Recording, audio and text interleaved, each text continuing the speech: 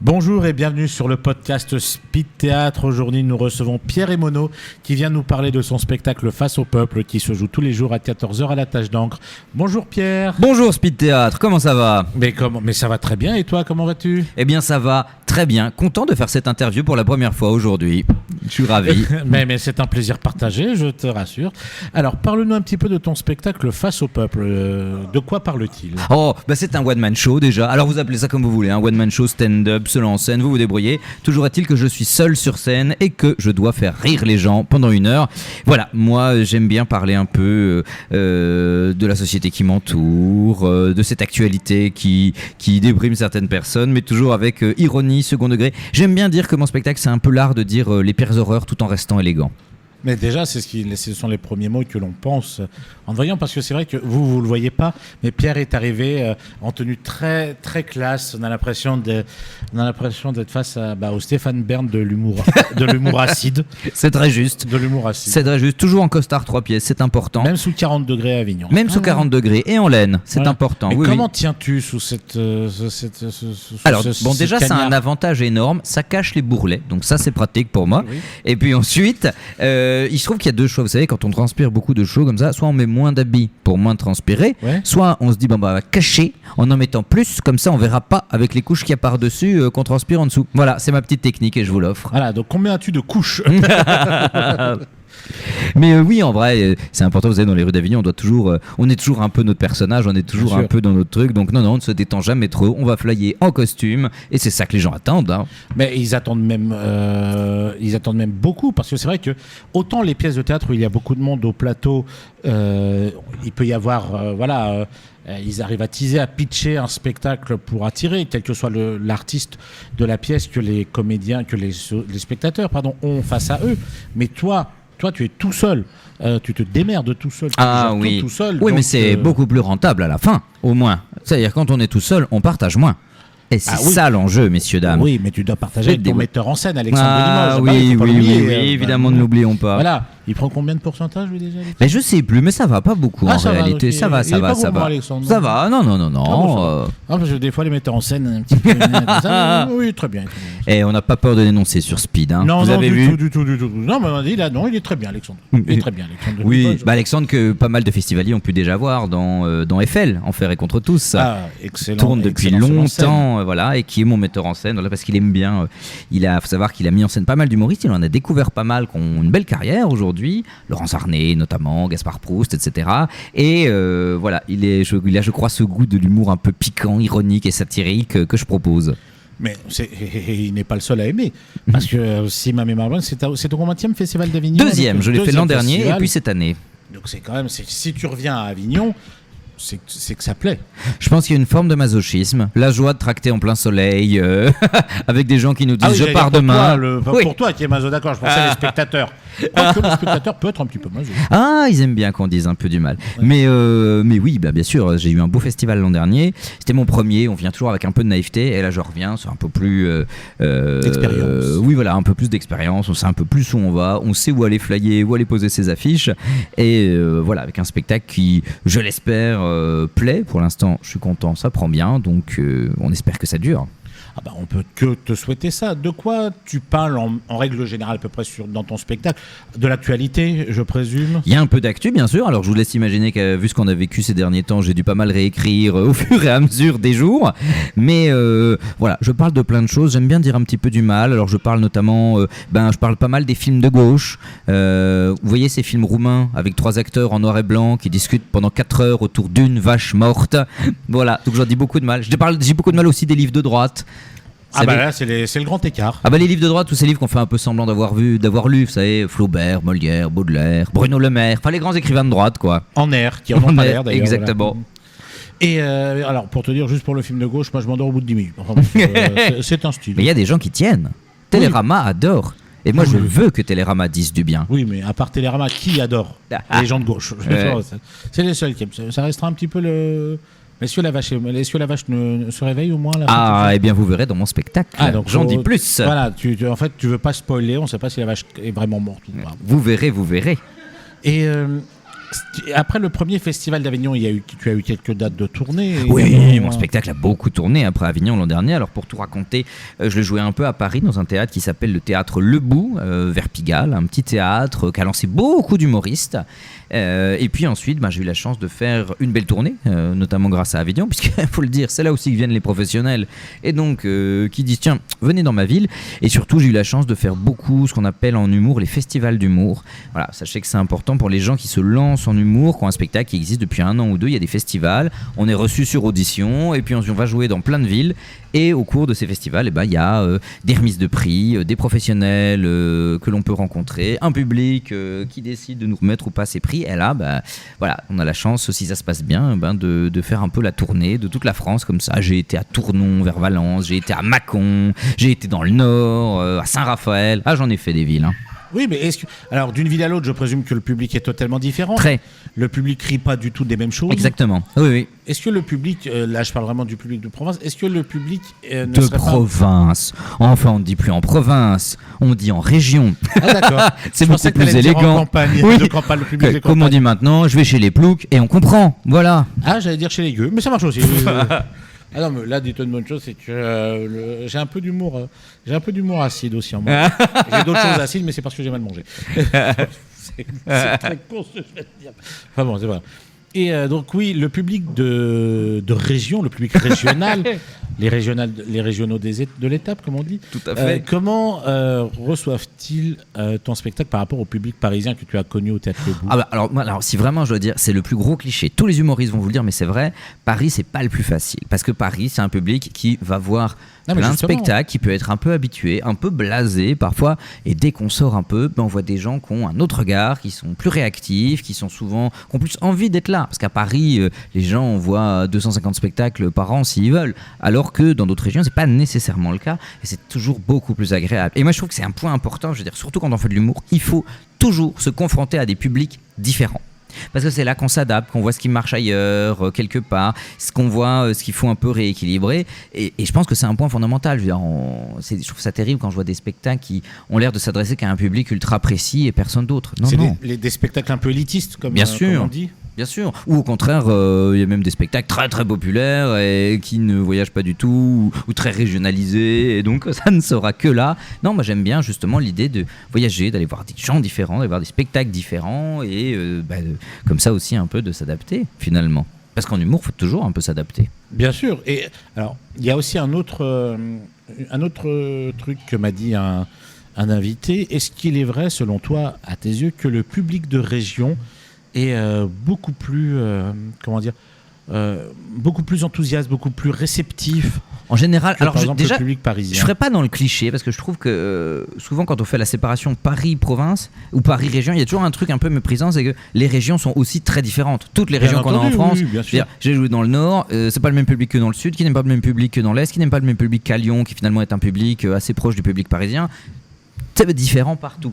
Mais oui, en général, c'est plus réceptif en dehors de Paris, il faut être honnête. Mais chacun a ses villes, ses endroits, et découvre les lieux, etc. Voilà, moi, je sais que j'ai beaucoup joué, notamment vers Valence, Lyon, Tournon, etc., qui est un endroit où je pense qu'ils aiment bien mon type d'humour. Voilà, on découvre ça, finalement, au fil du temps. C'est assez rigolo. Et eux, tu leur permets de découvrir ton spectacle, et toi, ça te permet de découvrir des belles régions et des gens... En humour, il est assez connu qu'il y a des villes dans lesquelles, par exemple, quand il y a un spectacle d'humour à filmer, il y a certaines villes dans lesquelles on va toujours aller filmer, parce qu'on sait que c'est un public très réactif. Ouais. Lille, par exemple, dans le Nord, assez souvent, on y va. Alors qu'il y a d'autres endroits réputés pour être un peu plus froids. Oui, la Garenne-Colombe, tu vas pas y aller. Quoique. Le public de la Garenne-Colombe. Non, le public connaît. C'est souvent ça, les publics de théâtre subventionnés. Ils voient Phèdre toute l'année, et ils ont 3 spectacles humour. Et alors là, il faut un peu s'accrocher. Hein. Ouais. Ou alors tu joues Phèdre, mais version humoristique. Ça existe d'ailleurs. Je l'aime, non point tel que l'on vu les enfers. Volage adorateur. Voilà, et d'un seul coup, t'entends. Ah ouais, d'accord. Ah ouais, c'est pas mal, c'est un nouveau style. Quels sont tes références, tes modèles en style d'écriture dans l'humour un peu, on va dire, j'allais dire acide, mais un peu aigre-doux. Oui, oui, parce que ça, il faut de la douceur. Ça, c'est très juste ce que tu dis. Il faut beaucoup de douceur. Je trouve quand on veut un humour un peu acide et satirique, moi j'aime bien qu'il y ait toujours la douceur du miel qui aille derrière pour faire passer les pires horreurs. Alors, réponse tarte à la crème, évidemment. Pierre Desproges, je suis un fan C'est absolu. un modèle pour beaucoup. C'est un modèle de beaucoup, mais en même temps, il y a plein de raisons. C'est que c'est l'un de ceux qui a poussé plus loin l'importance du style dans l'humour. Parce qu'il a quand même un style qui se repère entre mille, avec un choix de phrases, parfois volontairement exagéré. Il a parfois des phrases très très longues, etc.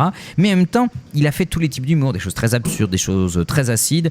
Et évidemment, ça, moi j'en suis très admiratif. Très admiratif aussi de quelqu'un comme Guy Bedos. Alors évidemment, je ne sors pas les références les plus jeunes.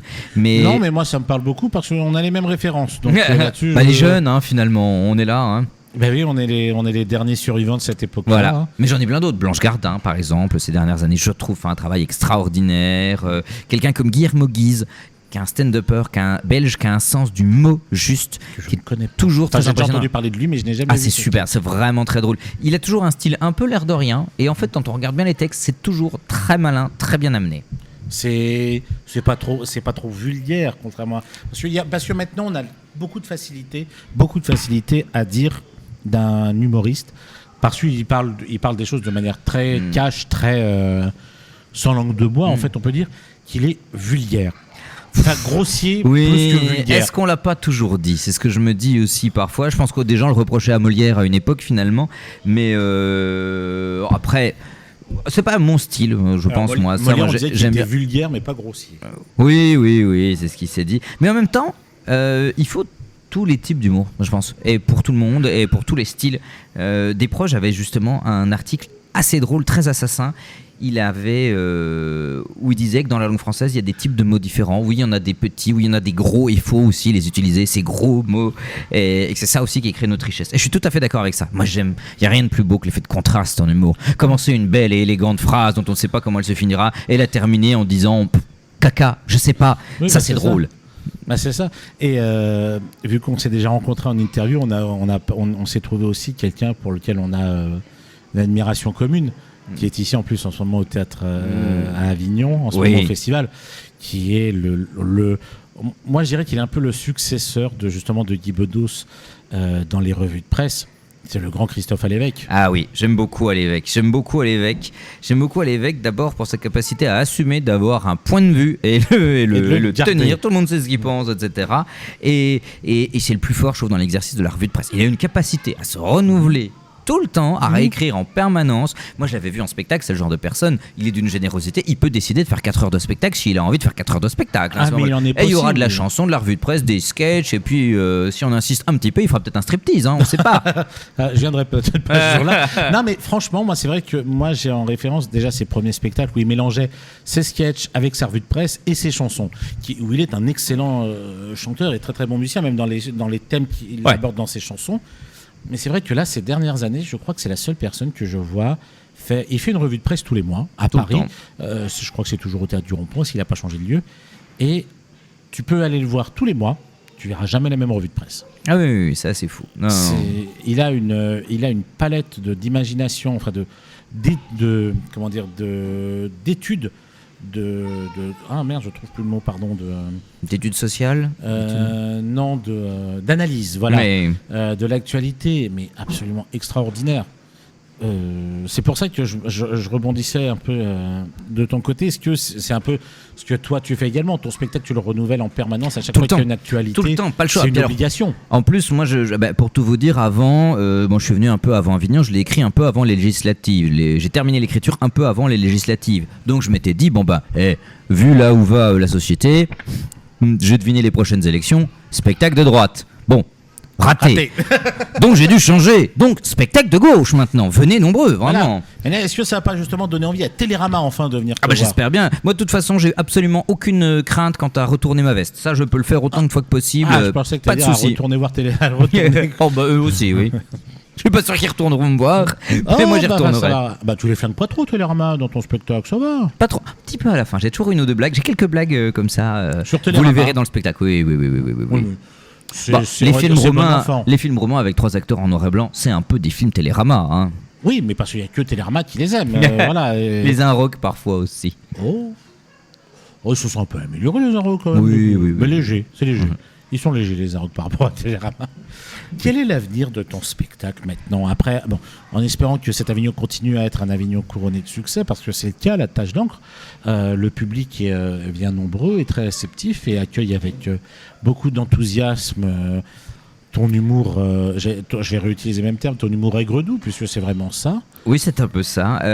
Pour l'instant, alors faut être honnête, on fait ce podcast, Avignon a déjà un peu commencé et je suis content, ça prend bien. Ça a pris vite et au-delà de mes espérances, je dois l'avouer. Donc l'avenir est plutôt très clair. J'aurai évidemment des dates de tournée un peu partout. Je serai à Valence en septembre, je serai à Aix-en-Provence en novembre et puis plein d'autres dates entre les deux que j'ai évidemment oubliées. J'espère en avoir beaucoup d'autres, donc les gens peuvent me suivre sur les réseaux sociaux s'ils veulent savoir où est-ce qu'on pourra me voir. Pierre.Emono sur Instagram, voilà, c'est assez simple. Pierre Emono sur Facebook, j'ai fait au plus simple. Et surtout, voilà, il y aura peut-être ensuite quelques dates à Paris à la rentrée. Là, c'est en discussion, j'espère bientôt pouvoir en dire plus. Mais c'est vrai, je repensais au théâtre où tu as commencé à Paris, enfin, j'ai bien commencé ton spectacle à Paris, qui est le théâtre Le Bout. C'est vrai que c'est un théâtre qui paye, on va dire, quand on le redire comme ça, qui paye pas de mine. Ah, ce sont ces petits théâtres parisiens, oui. Voilà. Un peu magiques.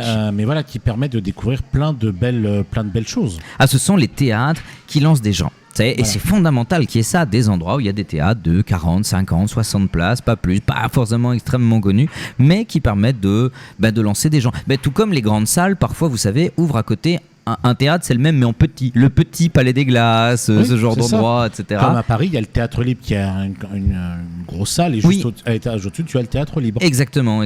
Ouais. Et c'est fondamental qu'on ait ça, parce que c'est ces endroits qui permettent à un public curieux, qui a envie de voir d'autres choses, de venir voir des gens qui se lancent. En plus, c'est sympa, vous pourrez dire plus tard, je l'ai connu à ses tout débuts, hein. Ah, je peux dire c'était un théâtre, oh là là là là, hein, c'était pas, mais c'était déjà bien. Hein. Vous savez, les gens sont contents de dire ça. Et puis venez avant que ce soit plus cher, surtout, parce qu'après ça va augmenter. Ben oui, parce qu'il faudrait que tu payes les impôts supplémentaires, finir par payer l'ISF. Mes royalties, mes droits d'auteur.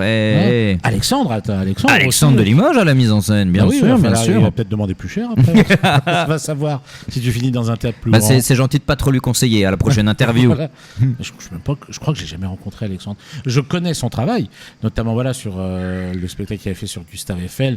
Là, il a écrit, parce qu'il ne joue pas un spectacle sur le radeau de la Méduse, qui est très bien. Qui marche très très bien depuis l'an dernier. Voilà, donc c'est un excellent auteur, très bon metteur en scène.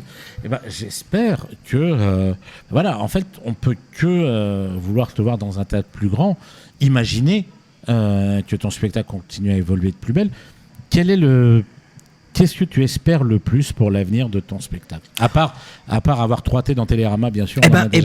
Ça par exemple, ouais, pourquoi pas. Moi j'avoue que Télérama, il y a toujours un truc pour moi, pour les artistes, c'est un truc un peu dingue. Tous les artistes ont ce truc un peu aussi, l'Olympia, il y a un truc un peu magique, on se dit le jour où je fais ça, je peux mourir tranquille, vous voyez. Il y a beaucoup d'artistes qui commencent dans des toutes petites salles, comme toi tu as fait, qui vont finir toute petite salle avec des tout petits spectacles. Non, mais le Théâtre Le Bout, excuse-moi, il y a combien de salles, il y a combien de places au Théâtre Le Bout? Une cinquantaine tout de même. Non, pas tant que ça. Si, une cinquantaine, bien serrée. Ah d'accord, voilà. Donc à 25, on se dit c'est complet, mais on peut tenir à 50. Moi j'aurais dit 40, tu vois. Mais donc tu vois, on commence par Le Bout, on va dans des théâtres plus gros. Bien sûr. Et après, c'est vrai qu'il y a beaucoup d'artistes, quand ils ont fait une grande tournée, qu'ils ont été dans des salles beaucoup plus grandes, qui ont envie de terminer leur programmation de ce spectacle-là avant de créer le nouveau à l'Olympia, parce que c'est le Graal, c'est le Saint Graal en fait, cette salle-là. Je pense qu'il y a un lieu un peu magique, c'est pas la plus grande salle en fait à Paris, c'est la plus mythique. Mais c'est la plus mythique. Voilà, il y a quelque chose d'un peu magique et c'est vrai que ces lettres rouges très chères visiblement, mais c'est pas grave, ont quelque chose de magique. Et qui prendrais-tu en première partie si tu faisais l'invité? Parce qu'il faut toujours prendre une première partie, c'est obligatoire. Ah là là là là là là, mon Dieu, il y a bien des gens que je voudrais voir en première partie. Des gens déjà connus ou pas encore? Alors, ton rêve le plus fou, qui aimerais-tu avoir en première partie à l'Olympia? Ah là là là là là là, j'aimerais avoir quelqu'un qui a déjà une longue carrière. Ça m'amuserait. Christophe Alévêque. Un Christophe Alévêque me plairait, un Tim Seat me plairait, vous voyez. Ces gens puis qui diraient venez voir le gamin, un truc comme ça, et il se foutrait bien de ma gueule. Ou alors on ferait l'inverse. Il dirait bon voilà, moi je suis le petit jeune qui débute, là vous allez voir quelqu'un qui va faire ses adieux. Voilà, là il y aurait un contraste qui me plairait bien. Si était encore vivant, je pense que tu aurais peut-être même demandé à Guy Bedos. Ah oui, bien sûr. Guy Bedos ferait c'est le rêve d'une vie, ça. Ça aurait été un bel hommage d'ailleurs à ce monsieur. C'est vrai qu'il nous manque beaucoup parce qu'il avait un franc-parler qui manque beaucoup à notre époque. Je me demande comment il aurait réagi aux actualités. On ne sait jamais trop. Mais ne refaisons pas le passé. Allons vers Contentons-nous de l'avenir. Ah oui, j'allais dire allons vers l'avenir. Allons, C'est pareil. Donc ton avenir à toi, c'est jusqu'au 21 juillet à 14h à la Tâche d'Encre. Exactement. Réservé parce que la salle n'est pas immense non plus et ça se remplit plutôt bien. Oui, réservé sur Ticketoff idéalement. N'hésitez pas sur l'application. Il y a quelques places sur Billet Réduc également, mais c'est vrai que c'est au plus simple. Vous pouvez également appeler le théâtre, mais en ligne au moins vous savez tout de suite. Voilà, et vous serez toujours bien accueillis parce que c'est un très beau théâtre, je trouve, la Tâche d'Encre. Ah oui, puis alors maintenant, en plus, j'ai à la billetterie quelqu'un qui fait des blagues en vous accueillant. Vous allez voir, elle est fantastique. Oula. Pas de blagues qui peuvent ne pas plaire à Télérama, j'espère. On sait jamais. J'espère pas. J'ai pas tout écouté. Ah bah non, je ne lui souhaite pas. Voilà, tu lui dis surtout fais attention, dis pas ça, Télérama ça peut leur plaire et tout. Surtout s'ils viennent ce jour-là, c'est un peu limite. Eh bien écoute, merci beaucoup. Mais merci beaucoup pour ta venue. On rappelle, en face au peuple, à la Tâche d'Encre, à 14h. Allez aussi sur ces pages de réseaux sociaux pour voir les prochaines dates de tournée et peut-être un éventuel retour à Paris. En attendant, on te souhaite une très bonne deuxième partie de festival. Merci beaucoup. En attendant que ça continue à se remplir de plus belle. À très bientôt. À très bientôt. Nous, on vous quitte et on se retrouve avec très bientôt sur Speed Théâtre avec de nouveaux invités. Bonne journée à tous. Au revoir.